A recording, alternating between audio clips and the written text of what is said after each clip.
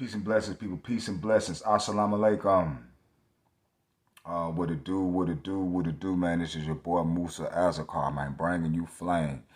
You already know, make sure you like, share, and subscribe. Like, share, and subscribe. Hit the notification bell. You be left in that loop, homie, every time your boy drop it. Thumbs up, thumb down. Straight up, man. Don't have to do no introduction on this one, man. Hey, man, count your blessings, man. It is crucial outside of your confinement spot, man. People in the U.S., even though we go through hell right now, we always go through hell amongst ourselves, amongst situations, amongst entities, amongst governments. But we really ain't had no catastrophic type weather yet, man. We had some, there was some scary issues in California and Florida, you know what I'm saying? But Libya, that's a whole different ball game like that, man. That's a whole different ball game, man. I seen this yesterday before I came back from break, man. And I was meaning to cook on this, but I got caught up at work. But what they going through right now, it is very, our situation here, it is very minute compared to what they are currently going through right now at this moment. You know, you think we got it bad? Shit, hell no. They got it bad, homie. They got it bad, man. And we gonna air fry on this on the return, dog pound. Goodness gracious.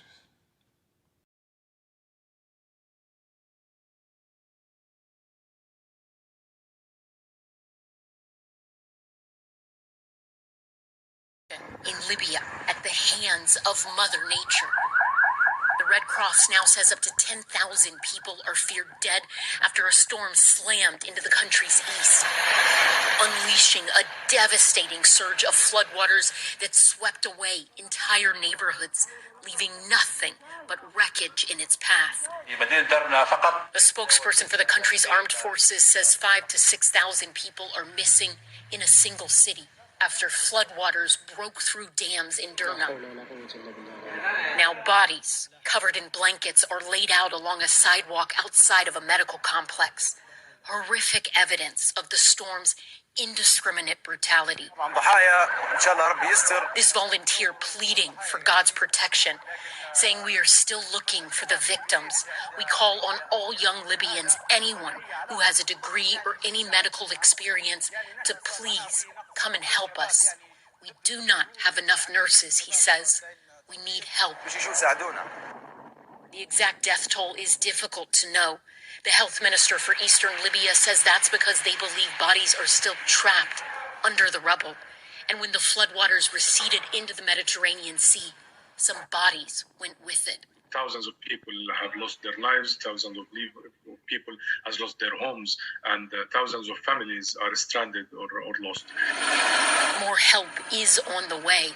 Turkey says they are sending 3 aircrafts carrying search and rescue teams. U.S. President Joe Biden following their lead, saying in a statement on Tuesday, quote, "In this difficult hour, the United States is sending emergency funds to relief organizations and coordinating with the Libyan authorities and the UN to provide additional support.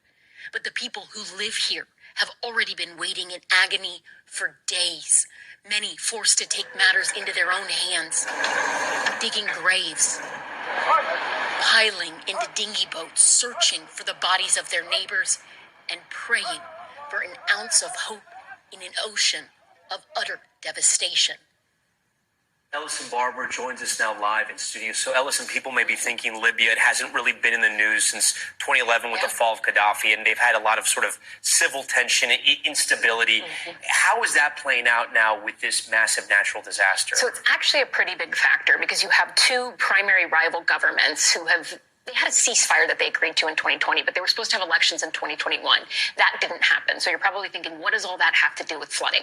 Well, when you look at something like aid coming in, it makes it incredibly complicated because the U.S. and most of the international community, the UN as well, they support and back the rival government that controls the western part of Libya. But where the worst destruction is, it's in the eastern part. So when they're talking about sending aid in, if they have permission from the western government, they need permission from the eastern government to then take that aid in. And historically, we have seen these two rival governments from the West and the East not be able to work together on anything at all. And possibly 10,000 dead. That's just so hard to wrap your head around.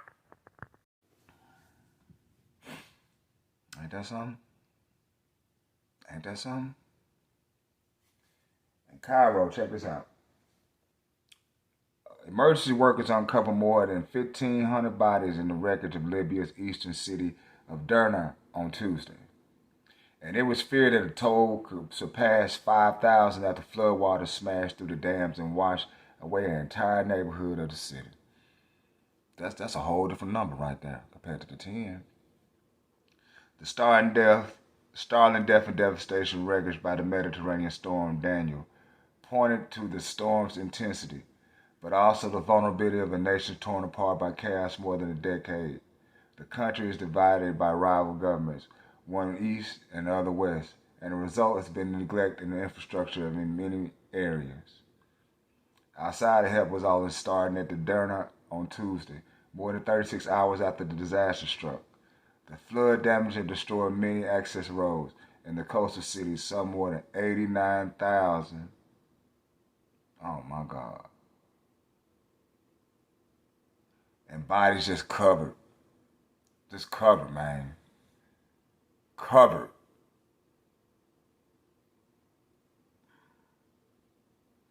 Yeah, man, you got count your blessings on this, man. Count your blessings. I'm gonna leave a link in the description box, man. You're not promised to make it back in that house in your comfort zone any day. You can leave any second. That's why you need to cherish it. You know what I'm saying? But this is your boy Moose. I'm gonna leave a link in the description box. Peace and a bottle of hackers, people.